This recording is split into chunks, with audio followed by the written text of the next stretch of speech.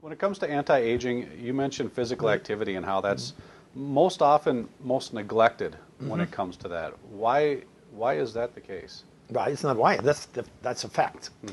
At Roosevelt University in Chicago, and it's very much, I mean, it's written up in detail in my book, Lifelong Health, Learn How to Control Your Genes to Stay Young with Age. You can go to our website, antiagingforme.org, and actually with a nonprofit organization together, we make this book available for $7 instead of $22, et cetera, as an ebook. But anyway, when we did the longevity studies, number one, on cancer-prone animals, we used a group of animals and we put them under all the right conditions. A quality diet, a nice environment, a little large environment, toys, carbon filtered drinking water, vitamin mineral supplementation, and so on and so on. And they are made to do exercise. And then we used another group, the opposite group. In the middle, they had a control group. We have one group where we subjected the animals to the wrong conditions: tap water, a diet high in fat and sugar, cigarette smoke blown through the cages, no exercise. And guess what? The difference is close to 100% in average lifespans. And then everybody says, oh, well, yeah, this is on animals, but it can't be on humans. It totally overlaps on humans. You know, like if you take the average lifespan for humans, 74, now you extrapolate back what the average lifespan would for people who are extremely overweight, smoking cigarettes, and don't do any exercise, you come out at 56. What is the maximum? 110 to 120, so you have 100%, right? Anyway, now, key point here now, getting back to the exercise,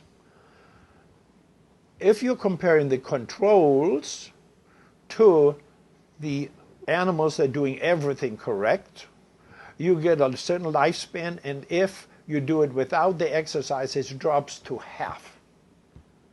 Everything together, everything else, I mean, it's not even outbalanced by that.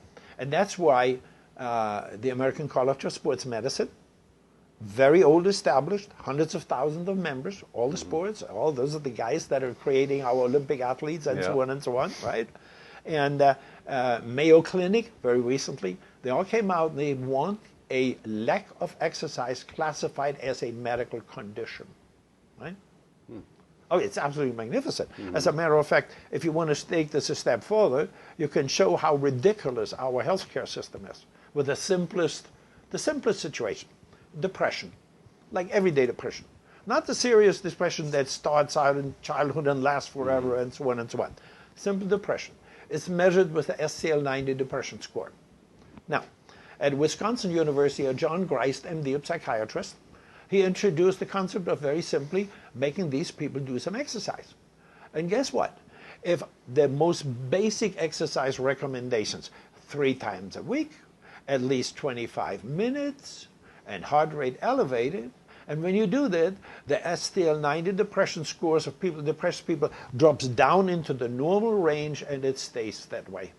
Well, now let's look at the costs associated with that. Depression alone. We are spending $18 billion on antidepressants, and then we see this, what I classify as very phony television advertising. Well, you know, people who are taking antidepressants are depressed.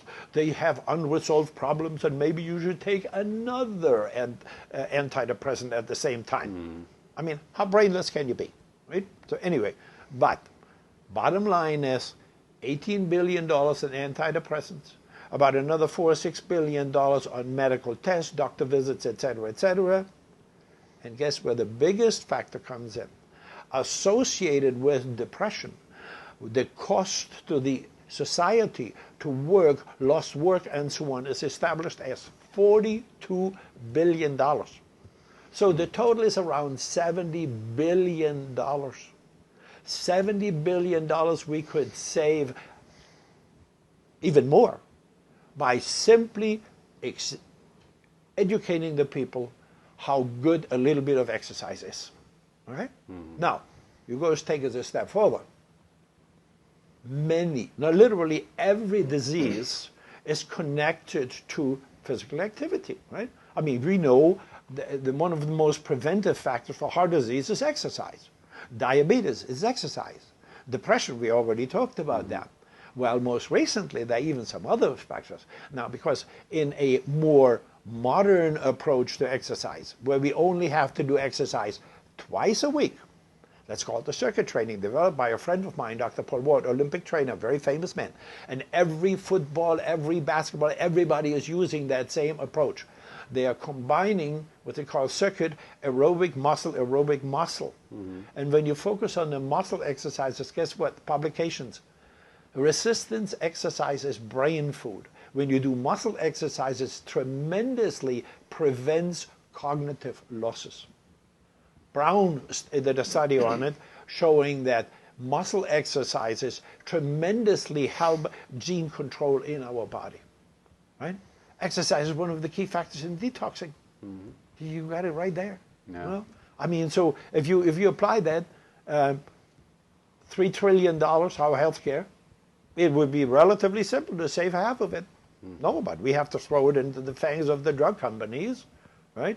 And we see this all the time.